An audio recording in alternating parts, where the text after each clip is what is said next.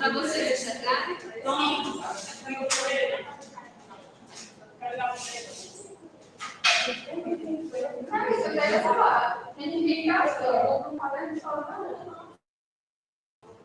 Bem, pessoal, boa noite a todos. Espero que todos vocês estejam bem, né? A família de vocês estejam bem. É muito bom retornarmos, né? Apesar de ainda ser assim, né? Remoto, presencial, mas o fato de estarmos aqui quer dizer que nós estamos avançando, né? Graças a Deus. E daí nós estamos voltando com uma disciplina de saúde mental, tá? É uma disciplina de 100 horas, que são 80 horas teóricas e 20 horas de estágio. Certo? As 80 horas de teoria, ela contempla um assunto muito vasto.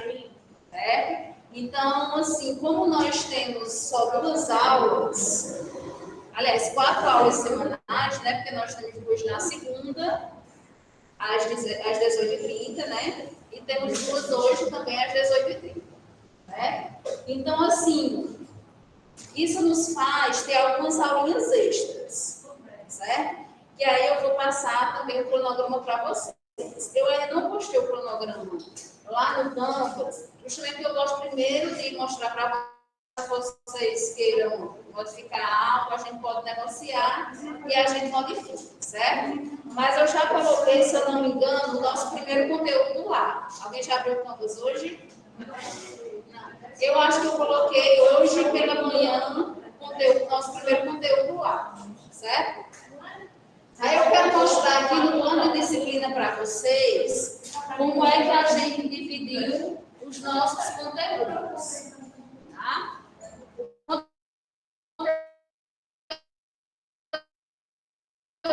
O programado, ele fica a primeira unidade, nós vamos para políticas públicas. Tá? As políticas públicas relacionadas à saúde mental.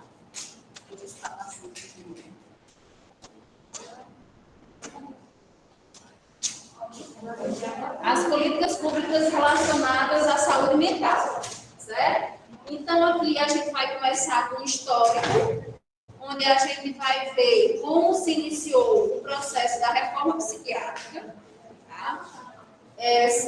Dizendo para vocês que o processo da reforma psiquiátrica, nós vivenciamos ele até hoje, tá? Ele começou, vocês vão ver aí, em 80, aqui no Brasil, e nós estamos vivenciando ele até hoje, porque nós ainda estamos com o fechamento dos hospitais psiquiátricos e a abertura de novas instituições, como CAPs, residências terapêuticas e alguns municípios, tá?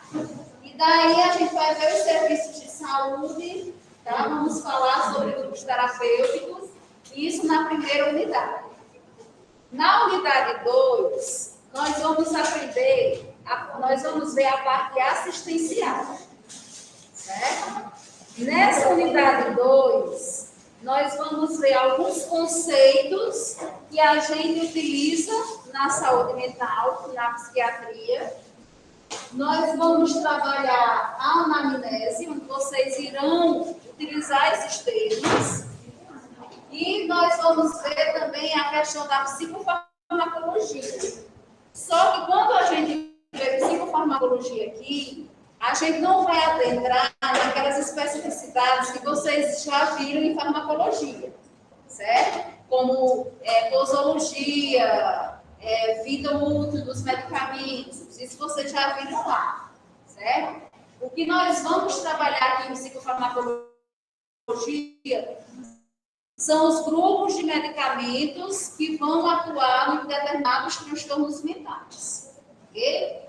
E daí, para encerrar a unidade 2, nós vamos trabalhar urgências e emergências psiquiátricas, onde nas urgências e emergências vocês irão aprender como se comportar diante de um paciente em crise, como organizar o ambiente, como organizar o consultório de vocês para atender o paciente com transtorno mental, seja ele em crise ou não. Tá?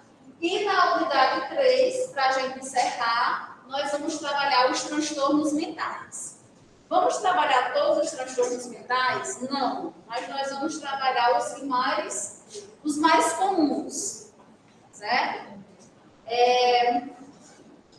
E daí, pessoal, quando a gente adentra nos transtornos mentais, e a gente começa a ver as características de cada transtorno, a gente começa algumas vezes a se identificar, né?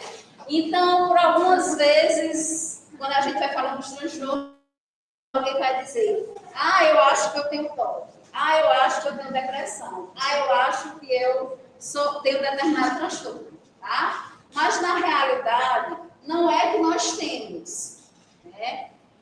A questão é que, às vezes, nós apresentamos determinadas características que são dos transtornos e a gente acaba se identificando, tá? Mas, para ser considerado transtorno mental, esses sintomas, eles têm que ser repetitivos e o paciente ele tem que mudar de comportamento, certo? E eu já digo assim para vocês, desde quando a gente trabalhar em grupos terapêuticos, que eu estou à disposição de vocês para qualquer coisa que vocês sintam com relação ao psicológico, ao mental, tá certo? Porque eu costumo dizer isso nessa disciplina, porque muitos alunos costumam me procurar por passar por alguma coisa mental, por algum sofrimento psíquico, que isso não quer dizer que seja um transtorno mental. Todos nós temos estresses do dia a dia, todos nós temos momentos difíceis na nossa vida. E daí eu quero dizer para vocês que eu estou à disposição de vocês, do que vocês precisarem, tá? Pode entrar aí no PV e ficar à vontade. A gente pode ter um acesso aí para encaminhar para a clínica escola, o psicólogo do CAPS, a gente faz um link aí da melhor maneira que vocês precisarem. Eu sou à disposição, certo? Ok, pessoal, com relação ao plano, vou passar para vocês, certo? E daí agora eu vou mostrar o cronograma.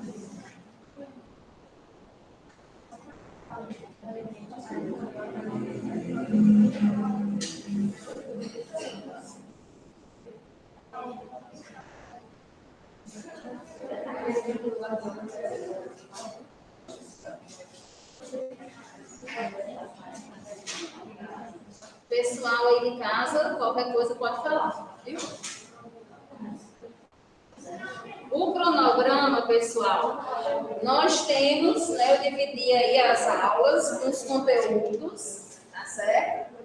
E daí hoje nós vamos ver alguns processos mentais. Se der tempo, a gente já entra em percurso histórico, tá? No início aí. A gente vai ver as políticas de saúde mental. Nas políticas de saúde mental, a gente vai trabalhar o manual da reforma psiquiátrica, que eu vou mandar para vocês, tá? Pelo Canvas.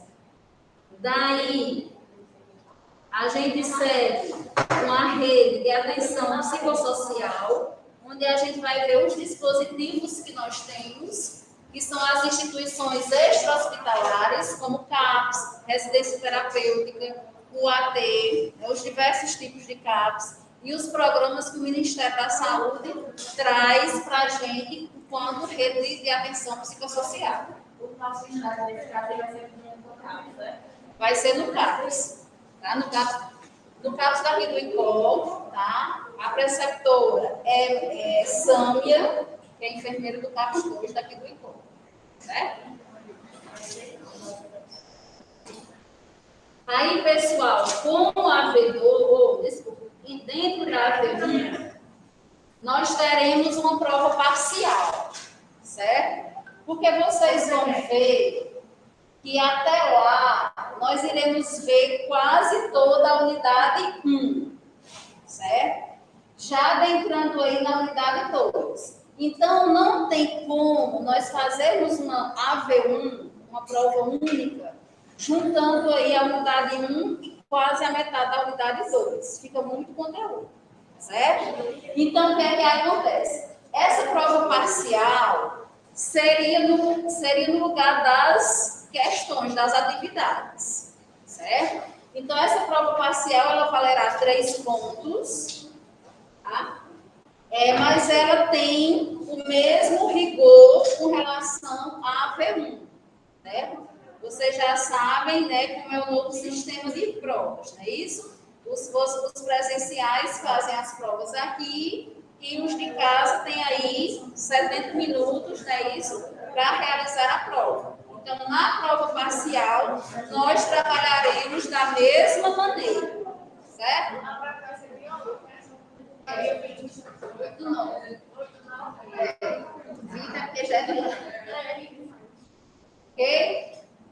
Aí nós iremos continuar aí com os nossos conteúdos. Dia 29/9, a gente encerra a unidade 2 com urgência e emergência. Certo? E daí, dia 4/10, nós iremos fazer nossa AV1. Tá? Nossa AV1 será na semana de AV1. A semana de AV1 ela se inicia dia 29/9. E, se eu não me engano, vai até dia 6 ou é dia 8/10. Tá? Então, nossa AV1 será dia 4. Ok? E depois da AV1, a gente entra na unidade 3, vendo aí os transtornos mentais. Certo? Tentar ver aí os distúrbios infantis, drogas e álcool, transtorno preferal.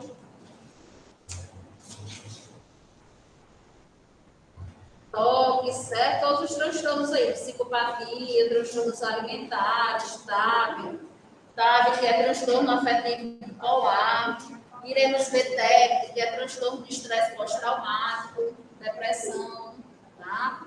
Pânico, e dia 1/12 nós encerraremos nosso conteúdo com a AV2, certo? Então, muito chão daqui para lá, tá? E daí, pessoal, aqui tem nossas aulas extras, certo? Essas aulas extras, em todas elas, primeiro eu vou iniciar o conteúdo com vocês, ou presencial, ou de forma síncrona, né? Porque vocês têm uma semana presencial e uma semana síncrona, tá? E os demais eu vou estar ou mandando vídeo para vocês, mas se vocês preferirem, eu também posso estar dando aula síncrona, certo? Isso para mim tanto faz. Para mim eu acho melhor aula síncrona do que estar gravando aula. Mas do jeito que vocês preferirem, para mim tranquilo, certo? Aí depois vocês só me dizem, porque aí eu já fecho o cronograma, tá bom? E daí, pessoal, para encerrar, nós temos nossas avaliações, tá? Isso aqui está errado, certo? Então, reajeitar, cheguei até aqui e fazer o estágio.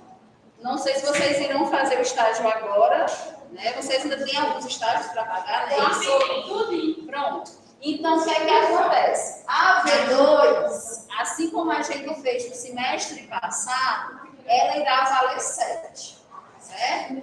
E os 3 pontos da atividade aí, tá? Eu vou corrigir e eu mando lá no Canvas para vocês já corrigir, certo? Então, a V1 valerá 3 pontos a prova parcial e 7 pontos a V1, média e a V1.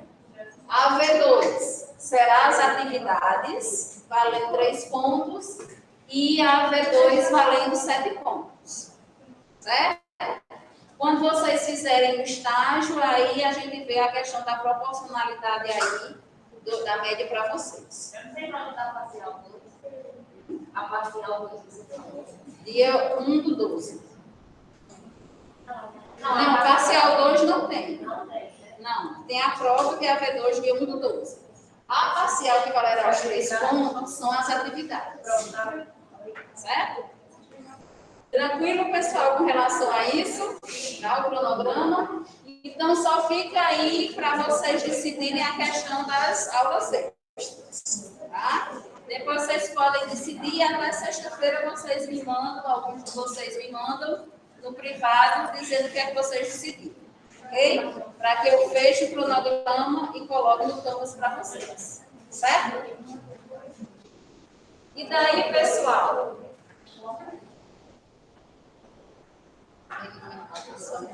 Tranquilo aí, pessoal de casa? É que esse estava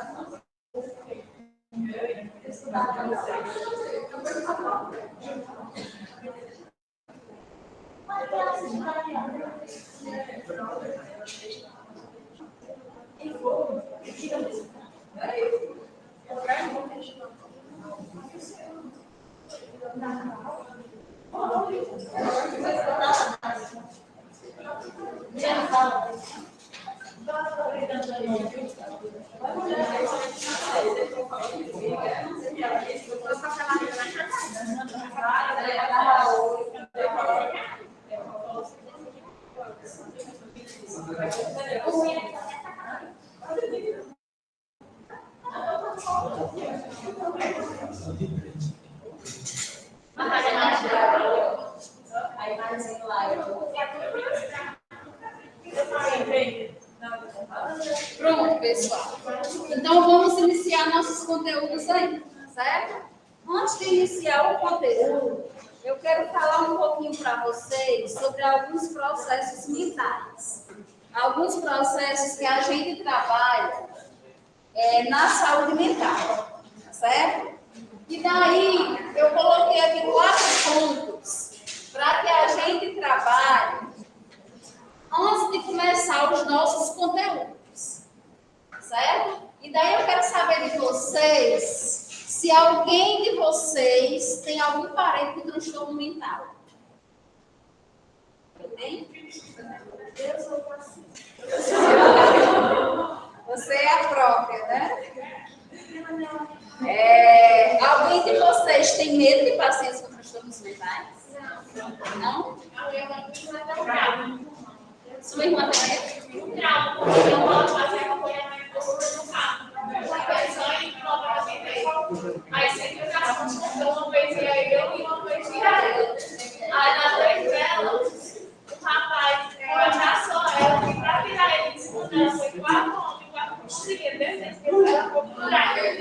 Não quis chamar de jeito nenhum. Pronto, pessoal. Então, assim, ainda bem que vocês não têm medo, certo? Mas, ó, os pacientes com transtorno mental, eles são público diferenciado, certo? Por que eu costumo dizer isso com relação ao público diferenciado? Porque, pessoal, por menos que a gente se considere preconceito, acaba algumas vezes tendo preconceito de alguma coisa. Vocês concordam com isso? Por mais que a gente diga, eu não tenho preconceito com nada, mas existe alguma pessoa, alguma situação, algo que acontece com a gente, que a gente acaba tendo algum preconceito. Isso acontece muito com os pacientes com transtornos mentais. Por quê? Porque algumas vezes, se tem um paciente com transtorno mental sentado em um banco de praça, e se talvez esse seja o único banco, talvez a gente não queira se sentar. Seja não por preconceito, mas seja por algum medo, seja por segurança, não vou me sentir segura lá diante dele, próximo a ele, certo? E assim acontece com a maioria das pessoas. Então, se a gente imaginar, nem todos os pacientes com transtornos mentais, eles são pessoas agressivas.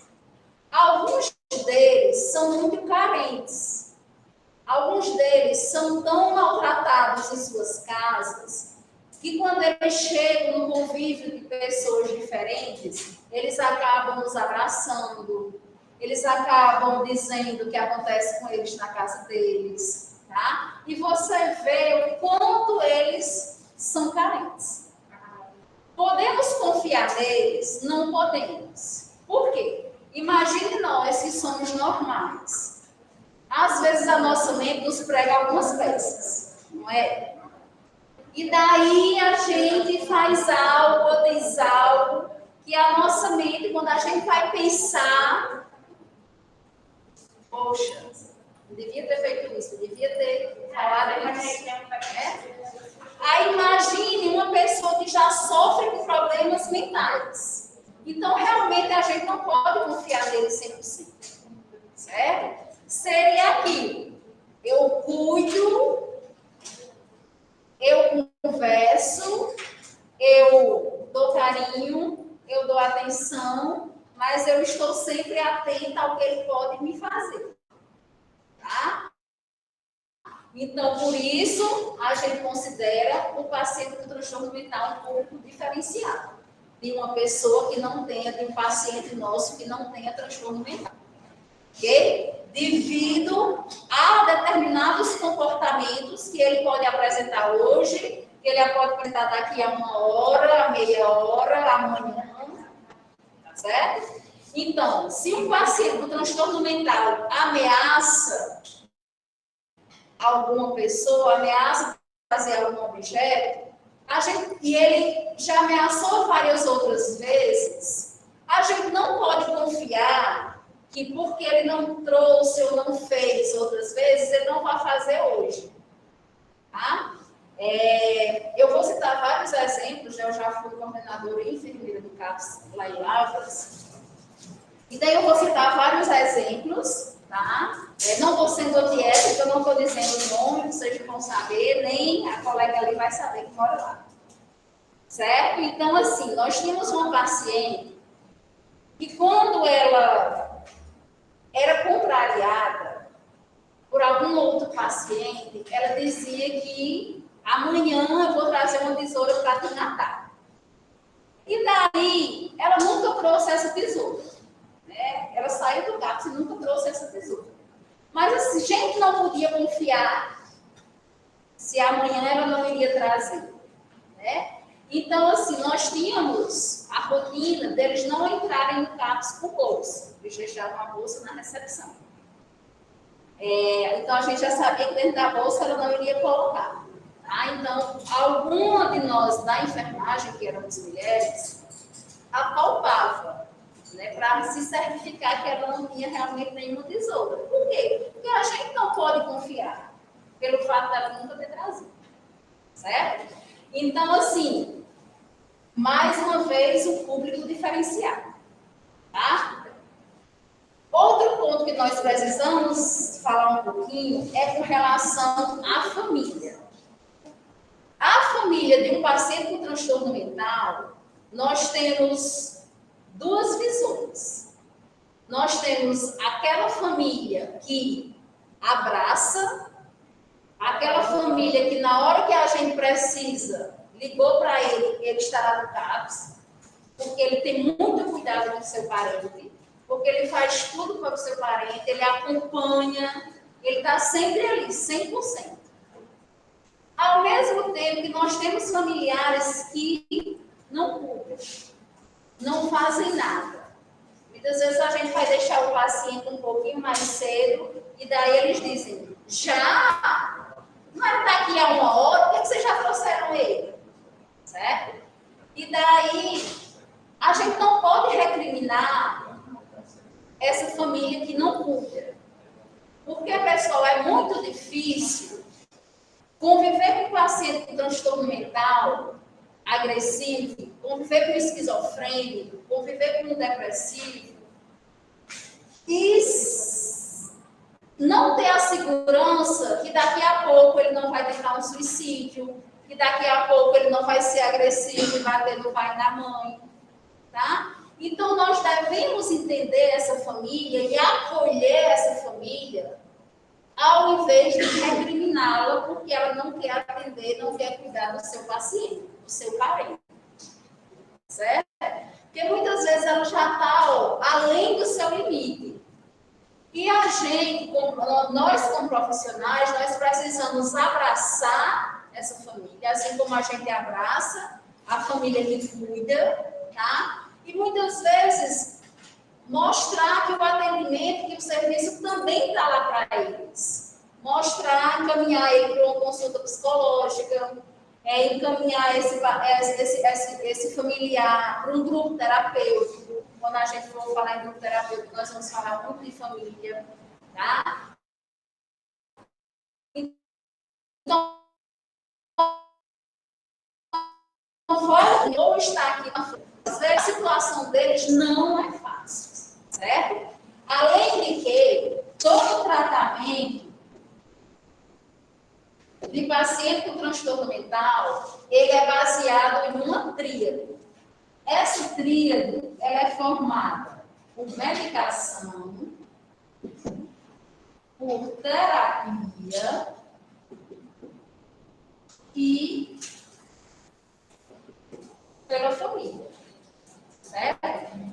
Quando a gente for ver os transtornos, nós vamos várias vezes falar nisso daqui, nessa tríade. O tratamento de todo paciente com transtorno mental, ele se baseia na medicação, na terapia, que possa ser um psicólogo, que possa ser através de grupos terapêuticos, e na família. Não adianta o paciente passar o dia no CAPS, se quando sendo bem tratado, medicação na hora certa, comida na hora certa, trabalhando em oficinas, se quando chega em casa ele é agredido, se quando chega em casa ele é maltratado, tá? É como se tudo que a gente construiu no dia, à noite acabou. E no outro dia a gente não sabe como vai ser o comportamento dele. E é função de nós, da enfermagem, observarmos o comportamento do paciente. A nossa função lá no CAPS não é só a questão do controle de medicação, não. É também observar o comportamento do paciente e tentar entender, tá? Então, pessoal, a família, ela deve ser abraçada, certo? Nós devemos fazer grupos terapêuticos, fazer roda de conversa, trazer essa família para realizar oficinas, se for necessário, certo?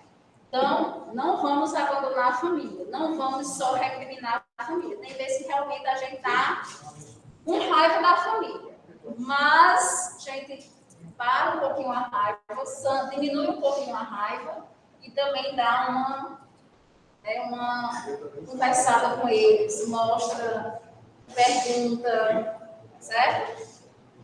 Outro ponto que nós vamos falar aqui é com relação aos cárceres privados. Já escutaram falar em cárcere privado? O cárcere privado é quando o paciente ele fica trancado, tá? Legalmente, cárcere privado não deve existir. Cárcere privado é errado, certo? Isso legalmente. Só que, pessoal, para nós profissionais, fica muito difícil quando a gente chega no cárcere privado e a gente questiona por que ele está lá e a família diz assim, ele está aí porque ele quer matar todo mundo dentro de casa. Quando ele é um risco para ele e quando ele é um risco para terceiros, tá? Aí a gente diz, não, cárcere privado não pode existir, a senhora tem que soltar esse paciente. Ele tem que conviver com vocês dentro de casa. Aí a família solta o paciente, ele mata todo mundo, o que é que a gente vai fazer? Ele mata alguém na rua, o que é que a gente vai fazer? Tá? Então, assim, a gente orienta a família e cárcere privado que legalmente é errado, não deve existir. Certo? Se essa família for denunciada ao fórum, à justiça, ela vai arcar com as suas consequências. O que nós, enquanto CAPS, podemos intervir é na questão que esse cárcere privado ele seja humanizado. Que seja um ambiente limpo, que o paciente tenha uma alimentação, tenha a medicação na hora certa, ele seja acompanhado pelo CAPS, certo? Que alguém que ele se dê bem, converse com ele, tá? Então, assim, seja humanizado. Porque nós já encontramos muitos cárceres privados onde o paciente era tratado como um bicho, tá? Era restos de fezes, junto com comida de meses atrás, tá? A comida era jogada, eles fizeram um buraquinho na porta e a comida era jogada por lá. Ou seja, era um bicho. Ele era tratado como um bicho. E isso, realmente, a gente não pode aceitar. Certo? Mas nós temos que formar a família que a justiça não irá permitir isso aí. Certo? E para a gente terminar aqui os processos, nós vamos falar um pouquinho sobre os profissionais de saúde. Principalmente os profissionais do próprio CAPS. Tá?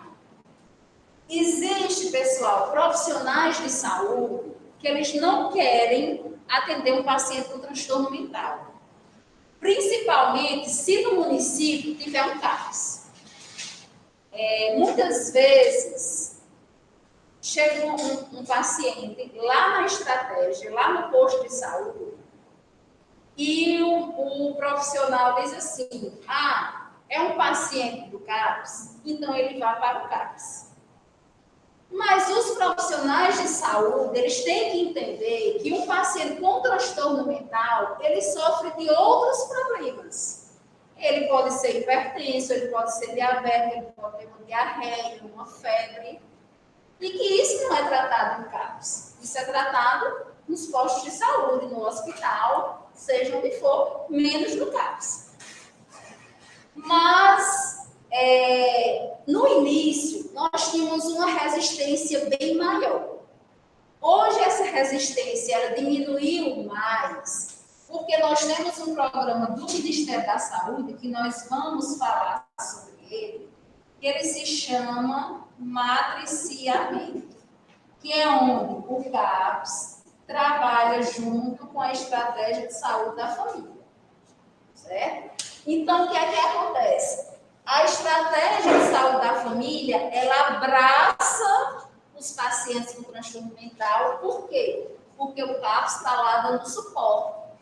Porque o CAPS está lá dando apoio. Certo?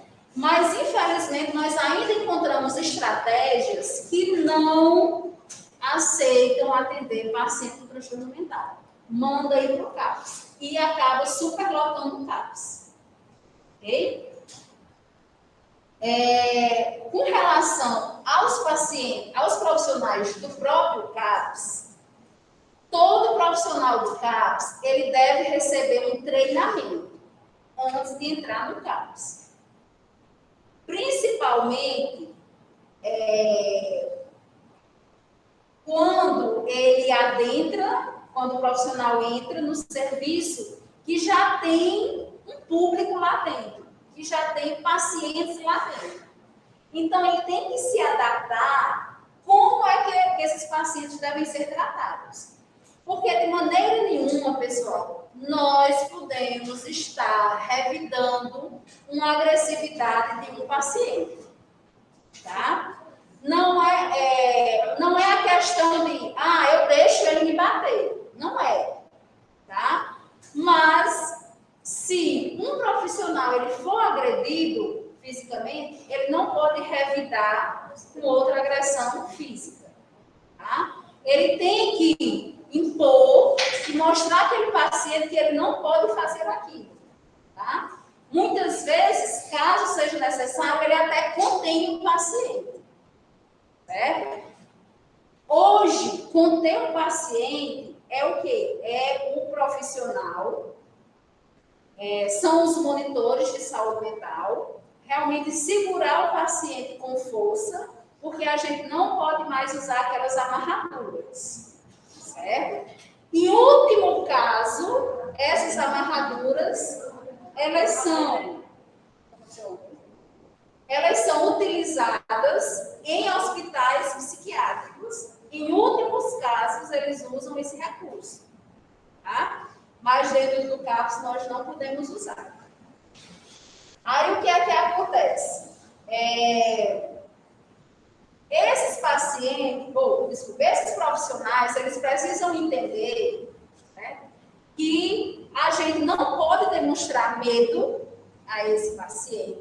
mesmo que a gente esteja morrendo de medo, mas a gente não pode demonstrar medo, certo? Daí, eles precisarem ser treinados com relação a essa violência que muitas vezes a gente sofre, tá? Eu, particularmente, nunca sofri uma violência física, mas já sofri várias violências verbais, inúmeras, já perdi até agora, certo?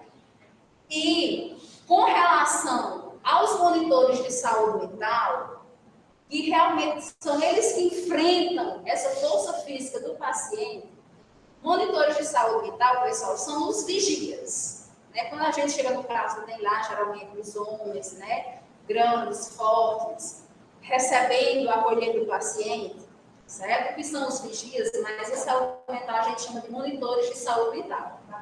Tá? Então, são eles que acolhem os pacientes, tá? E são eles que nos ajudam com relação à condução desses pacientes, certo? Então, por isso que eles precisam ser treinados. Bom, tranquilo com relação a esses processos mentais? Vou só parar um pouquinho aqui.